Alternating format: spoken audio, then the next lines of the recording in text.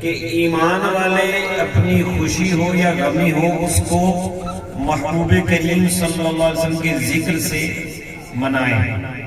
خوشی کے دن ہو تب بھی محبوب کا ذکر ہو اور اللہ کا شکر ہو. محبوب کا ذکر ہو اور اللہ کا شکر ہو. اور غمی کے دن ہو تو تب بھی اللہ کا ذکر ہو, محبوب کا ذکر ہو اور دکھ پہ صبر ہو. ٹھیک ہے جی.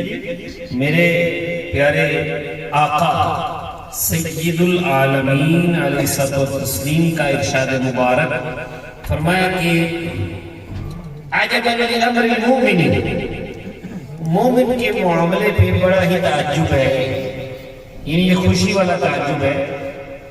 مومن کا معاملہ بڑا ہی عجیب ہے. ان امرہ کلہ لہ خیر, مومن کا ہر معاملہ ہی اس کے لیے بہتر ہے, خیر ہی خیر ہے. وَلَيْسَ ذَلِكَ لِأَحَدٍ إِلَّا لِلْمُؤْمِنِ, اور یہ شان مومن کو ہی ملی ہے کہ اس کے ہر طرف خیر ہے, ہر حال میں خیر ہے. زندگی میں دو طرح کے حال ہوتے ہیں, یا خوشی یا غم. یا بندہ خوش ہوتا ہے یا غمگین ہوتا ہے, یا بندے پر نعمت ہوتی ہے یا آزمائش ہوتی ہے. دونوں کیفیات ہوتی ہیں نا. تو نبی پاک صلی اللہ علیہ وسلم فرمانے لگے کہ اس کے تو ہر حال میں خیر ہے. فرمایا ان اصابتہ سراء شکر فکان خیرا لہ, اگر اس کو کوئی مصیبت, اگر اس کو کوئی خوشی ملتی ہے تو یہ شکر کرتا ہے, یہ بھی اس کے لیے بہتر ہے. وَإِنْ أَصَابَتْهُ ضَرَّاءُ صَبَرَ فَكَانَ خَيْرًا لَهُ, اگر اس کو کوئی مصیبت آتی ہے تو صبر کرتا ہے, یہ بھی اس کے لیے بہتر ہے.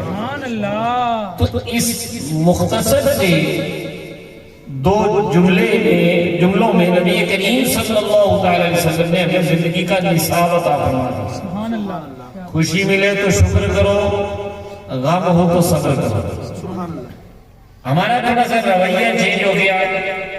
خوشی ملتی ہے تو رب کو بھول جاتے ہیں, تکبر کرتے ہیں, فخر کرتے ہیں, دوسروں پہ اتراتے ہیں, پھر وہ اور غیر شرعی کاموں کے ذریعے, ناچ گانے کے ذریعے خوشیاں مناتے ہیں.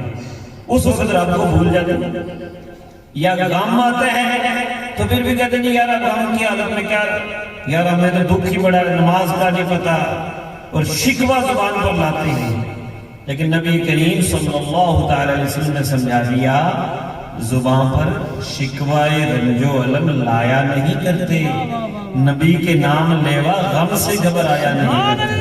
سبحان اللہ سبحان اللہ. یہ فارمولا آپ سب یاد رکھیے گا. خوشیاں منانی ہے تو اللہ کا شکر کرو, محبوب کا ذکر کرو. سبحان اللہ. غم ہو تو اللہ کا ذکر کرو, محبوب کا ذکر کرو اور صبر کرو. سبحان اللہ.